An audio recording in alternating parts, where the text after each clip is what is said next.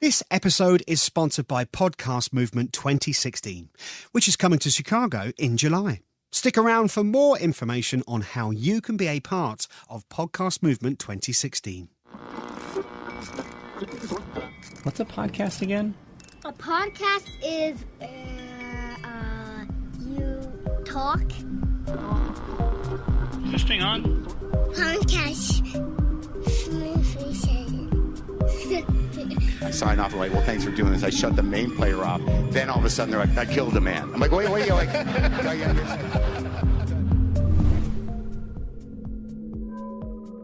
Podcast Movement 2015 was surprising.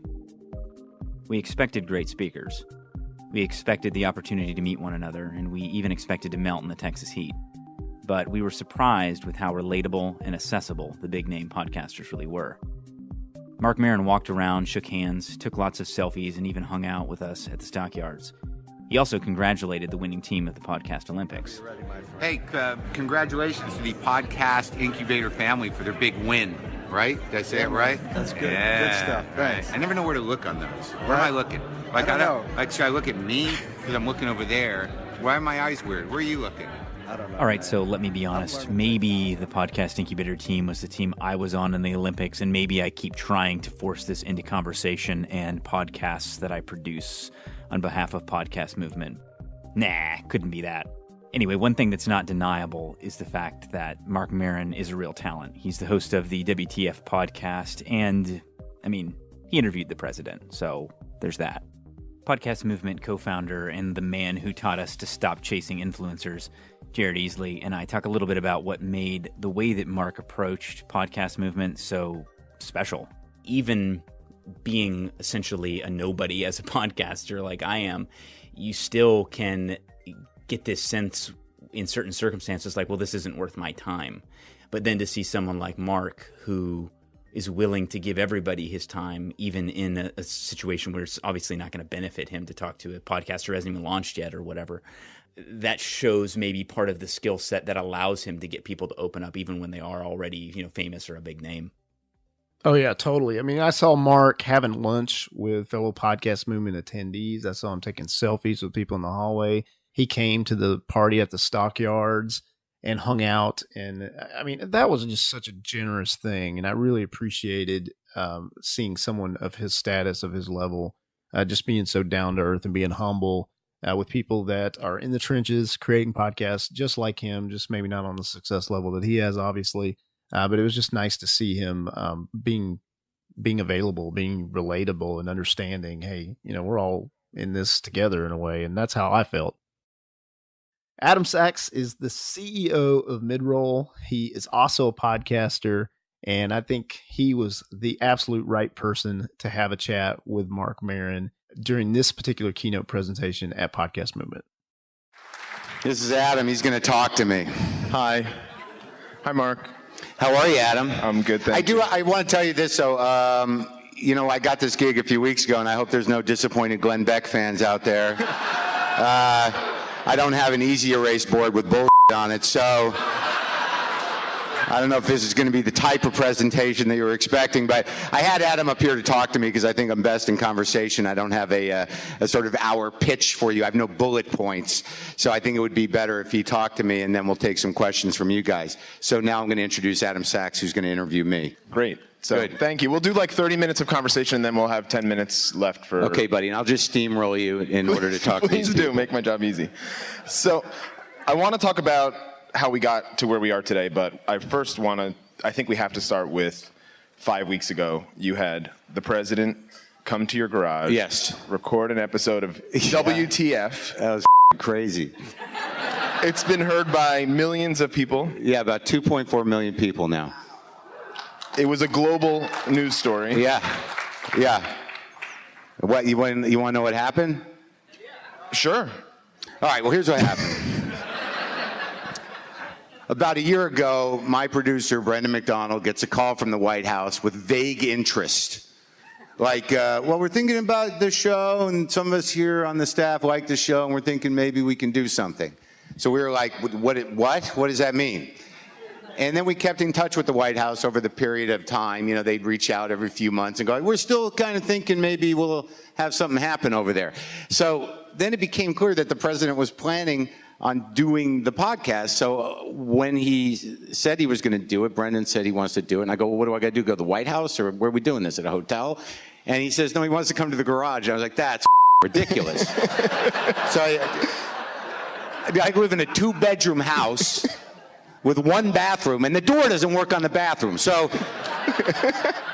all I'm thinking is that the president's going to come over, and not unlike many of my guests, I'm going to hear them trying to close the bathroom door, which, if you want to know the secret to the intimacy of my podcast, is that most guests who go to the bathroom already feel a little invaded because they can't shut the door all the way.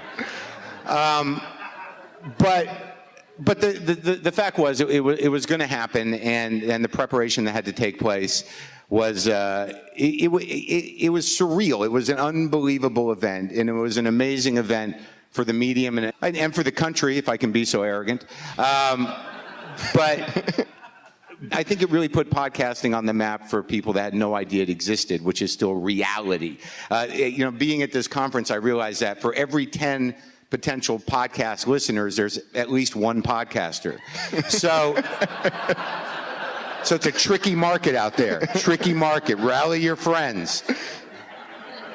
But the event of the president was to be able to, you know, to have to ask your neighbor, would you mind terribly if we put snipers on the roof?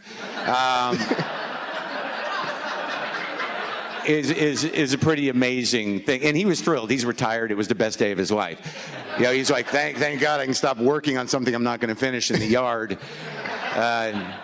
Feel alive for an afternoon. So taxpayers paid like $300,000 for the president to come to my house. It was worth it, every penny. You're wondering where your tax dollars are going. It was a nice visit I had. And thank you. Well, I think what really happened more than anything else was it sort of elevated the relevance of the medium. You know, for me, you know, the conversation was incredible. You know, maintaining focus, given that there were, you know, 20 Secret Service guys and about 15 LAPD, and they had a tent in my driveway. But I think that the most important thing about that podcast was that, you know, when he said the N-word, when he said it to make a point about racism and about the use of the N-word, and it led to a broader conversation that we had in the garage. But the amount of press, the press did exactly what he said it would do. The echo chamber sort of completely stifles real political conversation. But, you know, we didn't have necessarily a political conversation. But what was interesting to me is that I would not do any real press around him saying that word. That was not really what happened in the garage. I had a very one-on-one, candid conversation that happened in audio, which is a personal experience for anyone who listens to it, with the President of the United States that most people on both sides had really, you know, kind of detached from. Outside of sides and outside of cynicism, you know, my invitation to talk to the President as an American was an amazing thing. And anybody who listened to that podcast, you know, after the N-word controversy, realized that that podcast was not about the N-word. It was about 2 people talking. It was about a president, you know, trying to reconnect with a country. And to me, that really spoke to the power of the medium. That once you get past the controversy, which is good press, yeah, but did it register at the time that he said the N-word? Were you like, holy shit, this is gonna explode? I'm a comic. Black comedians using that word, or, you know, it's a word we've talked about a lot. He said it, and you know, I got my cans on, and I'm talking to him, and then he said it. And part of it, I didn't go like, whoa, you know, but I did go like, okay, that happened. You know, so let's stay focused. It registered, but it didn't register like the way they made it register. They framed it in a way that was sort of ridiculous. Yeah. But I do think that the feedback I got was from both sides was that from the right, the reluctant, you know, like, no, that was a good interview. I don't like the guy, but it was a good interview.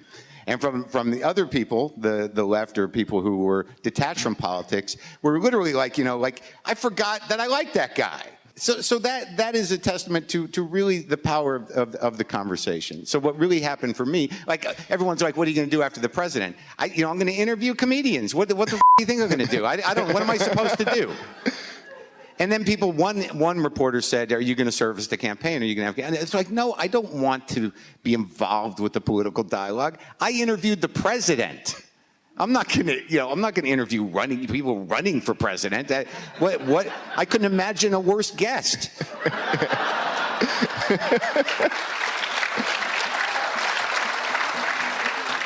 You're going to get absolutely nothing out of those people. Adam Sachs, the CEO of Midroll, interviewed Marc Maron on stage. We already covered that. But one of the funny things that you may or may not pick up on is the fact that he doesn't really ask Marc very many questions. He doesn't get too many questions in. And I wanted to talk to Adam and find out what it was like to interview the master interviewer. I'm not a public speaker. I'm an entrepreneur and a CEO, and I don't consider myself a performer. I do host a podcast, but I'm not really by any means a live performer. So I was nervous leading up to it. I was surprised at how kind of silly I was for being nervous. I did a ton of preparation in advance of the conversation, of the interview. I had pages and pages literally of notes. I was up late the night before practicing and up early that morning practicing. And right before we went on stage, I think Marc could tell I was nervous. He was like, what are you doing, man? Why are you nervous? And I was like, well, there's a lot of people out there. I want to make it good. And he was like, I got this. Don't worry about it. And I was like, okay. And then, we got on stage and I could tell I understood why he said he had this, because he instantly, I think it's a credit to him as a performer. The minute he got on stage, it was like he was on. He was so charming and interesting and had so much to say that my job couldn't have been easier. I think I asked him a total of 3 questions. Nobody wanted to hear me speak, rightfully so. Everyone wanted to hear what he had to say. And so my job was easy. And I just really got to sit back and enjoy it. I've listened back to the interview because it was, we used that audio as an episode of my podcast, The Wolf Den. And I spend most of the conversation just laughing because he's just a funny and engaging guy. And he had a lot to say.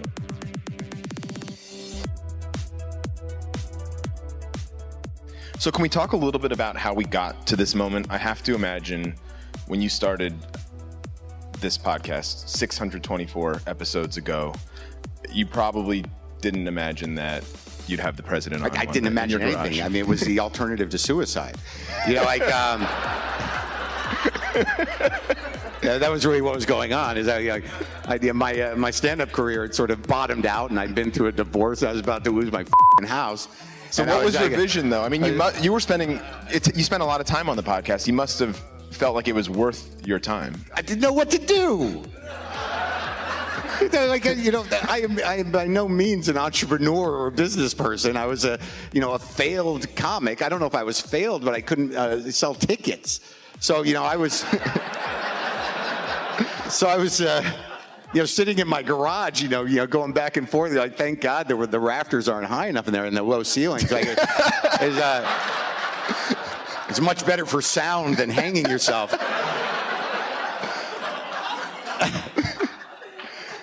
But that's really, what had happened was, Brendan and I, my producer, have worked together since I did, political radio back in 2004 or something at Air America. And I had been fired by them 3 times. And I was working for them again out of desperation. I made a deal with them. They wanted to do a streaming video show with the 3rd regime in place. And I had to cut a deal with them. I said, look, if you can give me enough money to get this woman out of my life, I will come work for you. You don't understand. I mean, I'm sure many of you know that a divorce proceeding only ends when someone goes, how much is it going to take? Or else it could go on for years. At some point, you realize, there's no end to this, is there? So I need it. Look, and I didn't leave her. Look, don't get weird about how I framed that. I was a heartbroken So they gave me the money to stop that. And then I'm like, all right, I'll do the show. So then they ran out of money to do the show we were doing within a year. But being, good liberals, they were like, well, they're still on contract for 2 months, so we can't throw them out of the building. So, which is unheard of in radio. Like if there's a guy that has access to a microphone and you fired him, he does not go back to his desk. So, but thank God they were like, you can use the office for another month. So we were like, okay. And at that time, podcasting was nascent. I think I'm using that word properly. Why use it if I'm not even sure? It was at its beginning. There was I knew there were guys doing it. I knew that Kevin was doing it and Adam, Jimmy Pardo, and a couple others, but I didn't listen to them. I didn't know what they were, but I knew that they were an outlet. So we're sitting in the offices of Air America. I said to Brendan, I'm like, do you think you can figure out how to upload these things if we do them? And he's like, oh, I could probably figure it out. So I was like, well, let's break into the studio. We got our security cards. We can come late. So that's sort of what happened was, the only commitment we made to podcasting was that we have to be regular. We have to do it, because we'd done enough radio to know that in order to build an audience, you sort of have to be there for them. But we didn't have a structure for the show. At the beginning, if you listen to them, it's me in the studio with Brendan and then this guy, Matt. And I'd do phone interviews and people would drop by. It was, some fragmented form of radio. But we were literally breaking into the studio. We knew the night tech and we were bringing guest stuff on the freight elevator, Gaffigan would be on the street texting me, where do I go? And I go, we'll come down. It's around the side. Yeah, so. But that was the first 12, and then I set up shop. So to answer the question, which I don't remember what it was. Me neither. What I was driven by, and I know this is a sort of a kind of inspirational angle on this whole thing, but I was driven by desperation with no real business sense at all, and it was very fortunate because at that time no one could make money off of podcasting. So to watch the business sort of evolve as I've been in it, the trick was when I started, all I knew was I wasn't going to talk about politics, that I was going to talk to other people, that it would be helpful if they were friends of mine that had some public profile to bring listeners in. I was the guy that I don't do Twitter, I'm not a Twitter guy. I was very against any sort of self-promotion because that's the way my self-sabotage works. If there's not an obstacle, I can make 3. So, however you do it, whether it's through control freakiness or just through self-loathing, don't underestimate your creative power to yourself. So...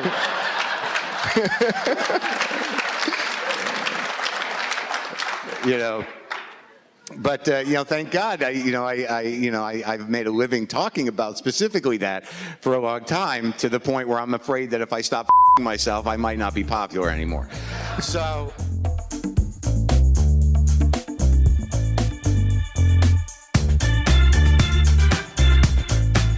Adam is the CEO of Midroll, and by extension, also the CEO of Earwolf, which is a podcasting network. So Adam actually has a lot of experience in podcasting in general, and so I wanted to kind of ask him the question about the celebrity interview format and what his opinions were on what makes that work and also what causes it not to work in some cases.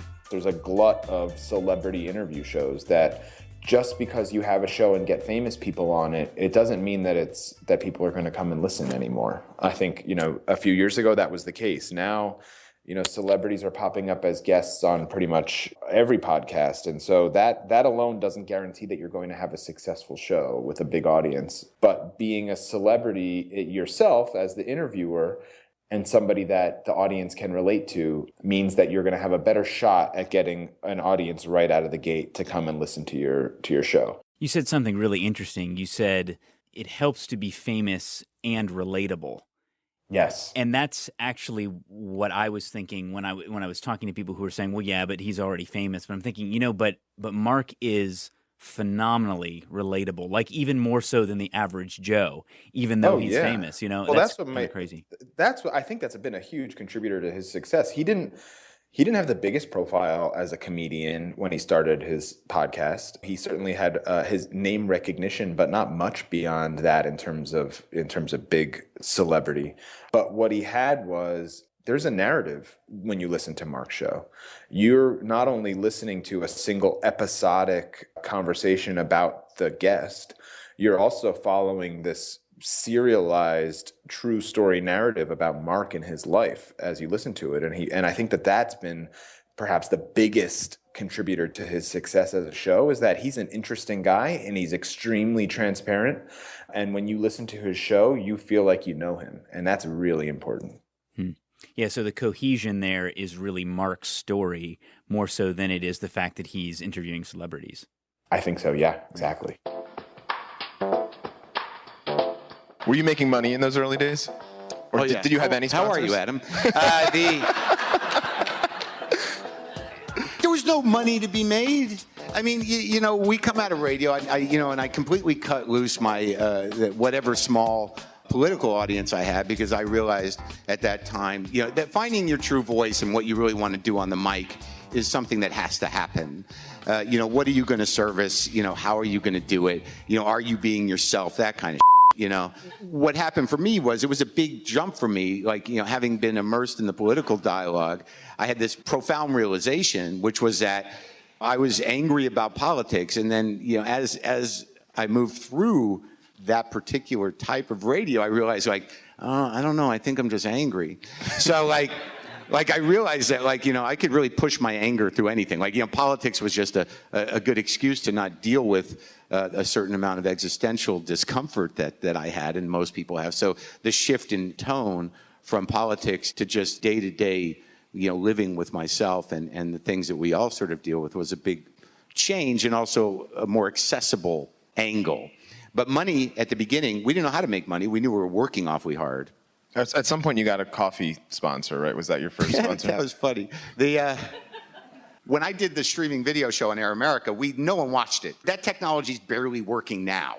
And at that time, you know, in 2008, it didn't work at all. We didn't know if we were on. We didn't know if there were people watching it. But there was one company in Madison, Wisconsin, Just Coffee, that was like, we'll sponsor you. And we were like, okay, will you send us coffee? And they were like, yeah, we'll do it for coffee. And we're like, that's fine, doing it. We'll do it for coffee. Take advantage of barter. I know money's good, but if you can get free shit, get free shit.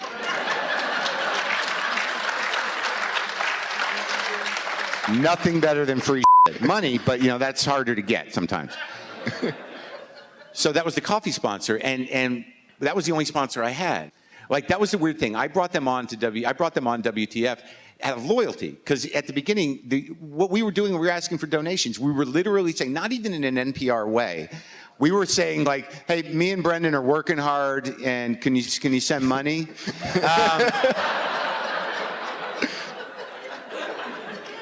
And, you know, if you sent a certain amount of money, I'd send you a T-shirt. So at some point, you know, my house was just filled with envelopes full of T-shirts. And we got people to sign up on a $10 a month donation thing. Mm-hmm. And I actually think some of them, I don't even know if they know it, are still giving me $10 a month. I feel kind of bad for it. When that happened, did you start to feel like you were having success with the podcast? And when you started to realize people were donating? That people were listening and that they wanted what we had. It was legitimate. It wasn't a fortune, but it was enough to keep us inspired. And then Just Coffee stayed on. I created this weird tagline that I do not think they were happy with initially, which was I would take a sip of coffee and I go, pow, I just shit my pants. So I just made it up one day. And the thing is that despite this little lefty coffee club in Madison, you know, Mike Moon up there, he was like, no, I don't know how we feel about the... But we turned their business around. That was one of the great examples of the power of podcasting. Their online business blew up, and you know, now they built a new roastery and everything else. So he never stopped me from saying that. So that was the first turn there. The power of...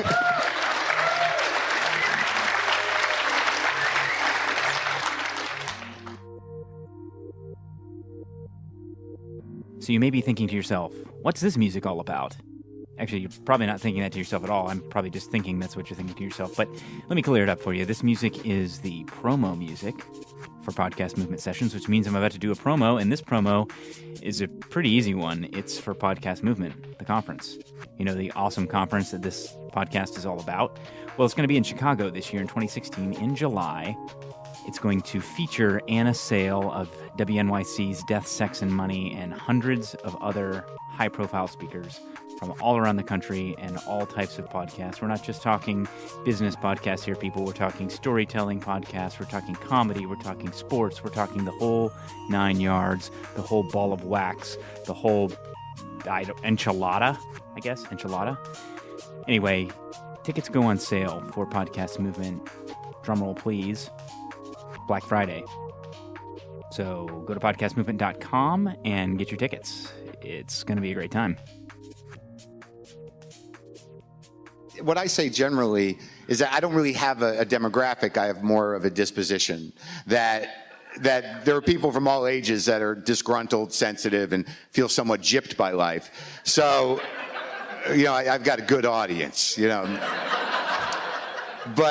But the evolution of the model, you know, really became, it really comes down to, you know, just despite whatever you do, figuring out, you know, how to get people to listen to your thing. It was a slow evolution, and we at one time tried to sell episodes. We partnered with an aggregator. We partnered with TuneCore to put certain episodes up. We used to do live episodes that we would only sell and advertise. That was one of the ideas that we did for a little while. And then now it's advertising, because the one thing we have over radio is real numbers. You know, radio has been doing creative things with Arbitron books for decades. It's like, how do we, like, I don't even know the algorithms radio people use to spin Arbitron books. That's how my life in podcasting has evolved. You know, I was fortunate enough to get in when I did. The weird thing is that what we all have to realize, and what I realize, you know, I'm not inherently competitive. I'm not in this to win. I do feel when I have the president on that, you know, like, yeah, I kind of beat the Nerdist. So you know, I feel those things. You know, me and Chris are friends, and we try to have healthy competitive dispositions about things, but I won that one. So, but I know that every episode like that, this medium is young, and, you know, when you realize the ceiling of the possible audience is what it is, which is, it can't be more than a couple million people, that the possibility for growth of the medium in general is tremendous. And it's really just the beginning for it. And I feel very fortunate that for once in my life, my cosmic timing was on, because it definitely was not for many years before that. If you listen to the first 100 episodes of that show, of WTF, and you listen to them the right way, it's really me just inviting famous people into my house to help me with my problems. Like, I didn't know how to interview people. I needed to talk to people. I needed to connect with people. And the fact that a lot of them were people, my peers, or come from the same world as me, was helpful, because we understood each other. But, like, I think the Robin Williams episode was what brought a lot of people, not only to me, but to podcasting in general, that they'd never heard him talk in that way, in that candid a way. I think it's probably one of two existing interviews of him like that. And that was pretty big. But like I said, there have been sort of big episodes that are kind of, you know, bizarre in their diversity, in the sense that, you know, when I had Robin on, or when I have bigger celebrities on, or when somebody says something. Like, for me, the Todd Hansen episode was the most powerful episode that I ever done. This was the original head writer of the Onion, who attempted suicide. And I didn't know that. Like, I was in Brooklyn at a Holiday Inn Express. This is certainly not a plug for them. And I'm like, that's where I'm staying, and I wanted to talk to Todd, because, you know, a friend of mine. So he says, yeah, I'll come do it. And he comes to the hotel, and he walks in, and he's looking around the room, and I'm like, what's up? He's like, I've been to this hotel. And I'm like, what do you mean? He's like, yeah, when I came here, I checked in, but I wasn't planning on checking out. And he told me the story about him trying to kill himself at that hotel. So I'm sitting there with him, and I'm like, well, what are we going to do? Are we going to talk about this, or what are we doing? He goes, I don't know, but I told my therapist you would be here with me, and that seemed like a good thing. And I'm like, oh, okay.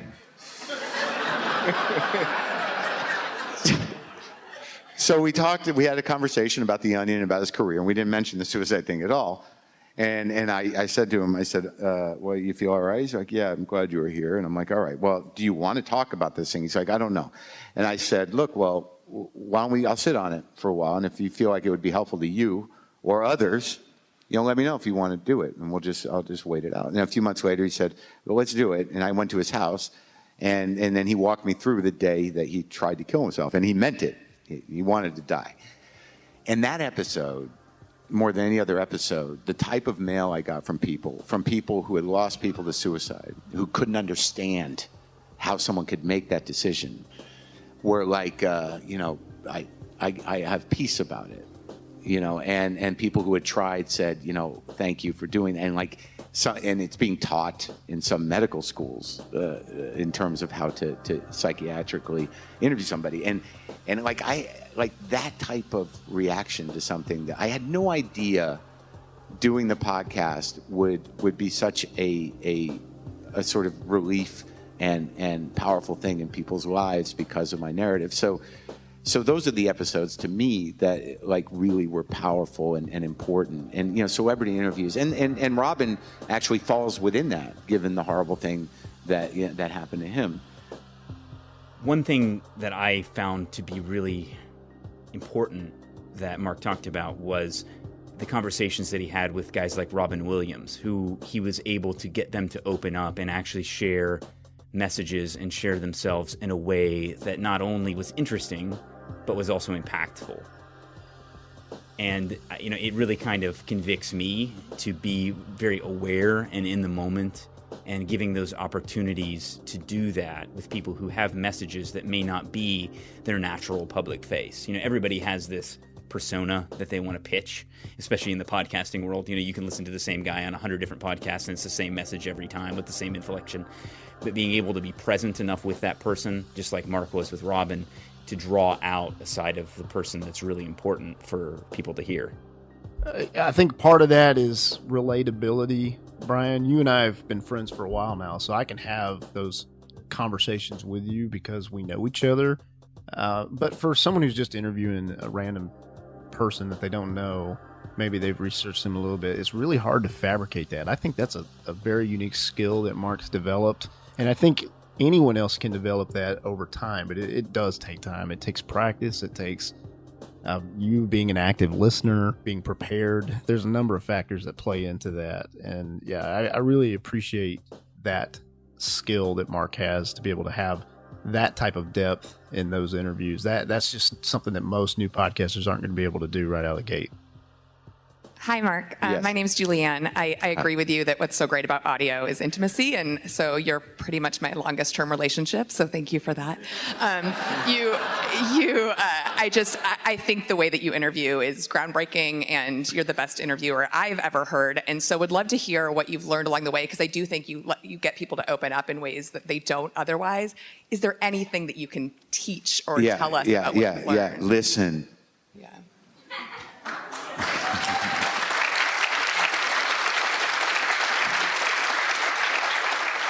It's hard because, you so badly want to talk about you. I'm not saying that you. I'm talking about Nick. But I don't know you, but probably, right? A little. So,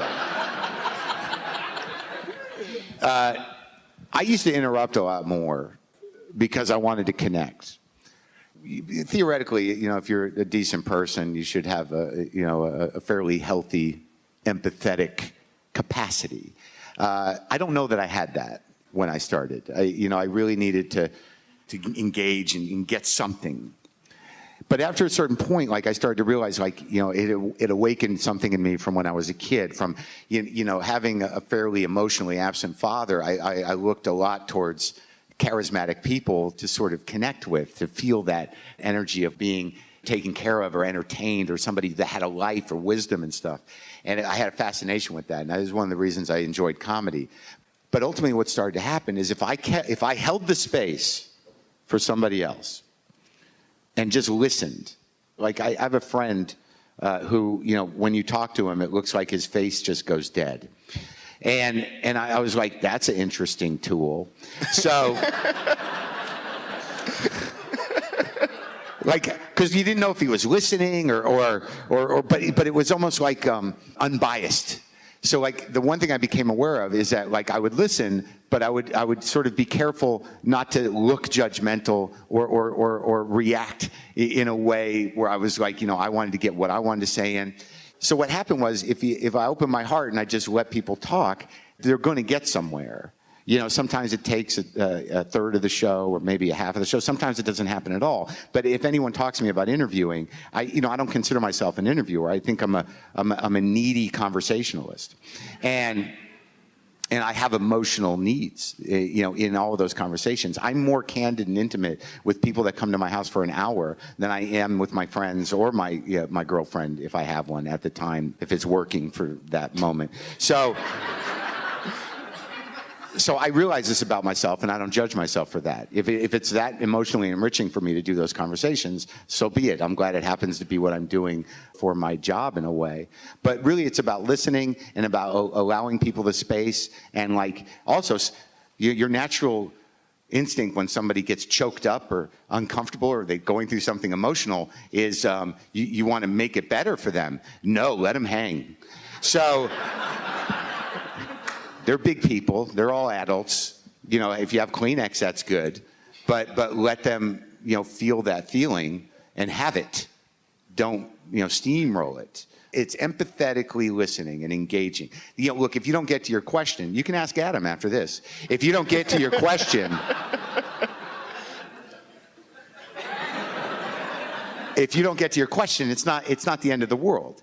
Every interview you do or whatever conversation you have, you're going to leave going like, he cured cancer. I didn't even bring it up. Like. That was one of my questions. Yeah. It happens, But whatever you had in that moment that made you forget that. I had Bryan Cranston in my house, talking about acting and about, Breaking Bad. And, I was so intimidated by him because I think I wanted to interview Walter White. I don't know how much interest I had in Bryan Cranston. So, but the weird thing was, I left that interview. I grew up in Albuquerque. They shoot the show there, and I didn't even bring it up. The one outlet I had to connect with him personally, I didn't do because I was like, oh God. Some people don't want to connect that way anyways, You can't make somebody connect at the level you want them to connect with. I don't talk about how I feel about the interviews anymore because I realize that, my emotional needs in any specific interaction with these people, is not important. It's to have the conversation because a lot of the people I interview, people have relationships with. They're their favorite movie stars or their favorite comedians. So like, what do I want to open the interview and say like, this one didn't go that good for me. Maybe you'll get something out of it. Because what I realized early on is that people are like, I've never heard that guy talk ever. And I love that guy. Well, what am I going to rain on that parade with my dumb? Do I know what I'm trying to get? Authentic connection. I like them to forget where they are. It helps that they're in my garage and that they're very distracted by all of my clutter. It helps that, I turn the mics on before we sit down. They don't know when it started. A lot of people are, like 5 minutes in, are like, oh, are we on? I'm like, yeah, we're on. I record on two things. I do a backup recording too. And it's interesting. I can't use them, sadly, but like, it's so funny that like a lot of times, like, right when I'm like, I sign off, I'm like, well, thanks for doing this. I shut the main player off. Then all of a sudden they're like, I killed a man. I'm like, wait, you're like, yeah.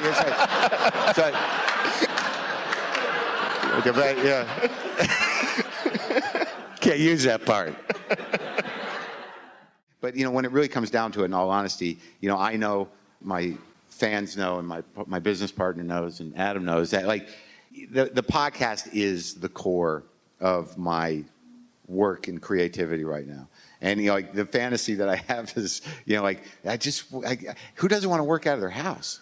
So like, to me, that's the thing that cannot go away ever. The other stuff, I'm like, all right, I tried all that. But the podcast stays. That is my life, is the podcast.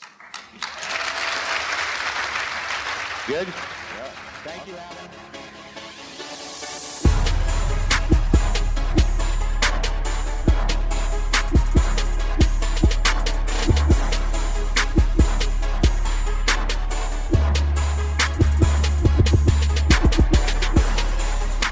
Hey, thanks for listening through. Isn't that what everyone says? Thanks for listening to the podcast. If you could leave us some ratings and reviews, that would be excellent. I'm going to try not to do that. It's just annoying anytime I do find myself doing anything that seems like everybody's doing. And no, really, thank you for being here. Thank you for listening. I would appreciate any feedback you can give us. You can find us at Podcast Movement on Twitter, and you can find me at Brian J. Orr on Twitter. I want to give some special thanks to, first of all, to Jared Easley and to Dan Franks for making this podcast possible. I also want to thank Bill Nowicki, Matt Young, Nick Loper, Daniel Bowling, Miran Berekett, John Michael Foreman, Jeff Emtman, Nick Welch, Adam Sachs, Trevor Loreen, Tony Elam, Jeff Brown, Tasha Alani, Michelle Talbert, and Keith Ledig for helping me through this arduous process of doing this podcast, and it's really been a great joy. Go to podcastmovement.com. Get your tickets. Come on. I'll be there. You'll be there. I hope you'll be there. Talk to you soon.